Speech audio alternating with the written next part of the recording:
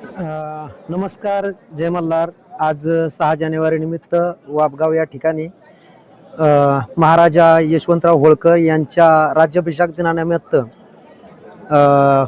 एक मोठ्या संख्येने धनगरच नव्हे तर सर्व समाजातील होळकर प्रेमी आज या ठिकाणी आलेले आहेत आणि या ठिकाणी वाड्याचं एक पुनर्निर्माण, ज्याला संवर्धन म्हणू शकतो आपण, एक चांगल्या प्रकारे चालू आहे आणि या ठिकाणी भविष्यात एक पर्यटन स्थळ, एक शक्ती स्थळ म्हणून वाघगावचा हा किल्ला 100%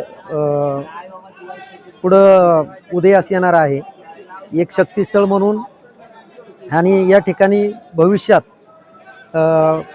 एक खूप मोठे गर्दी किंवा एक होळकर प्रेमी येतील अशी मला आशा आहे.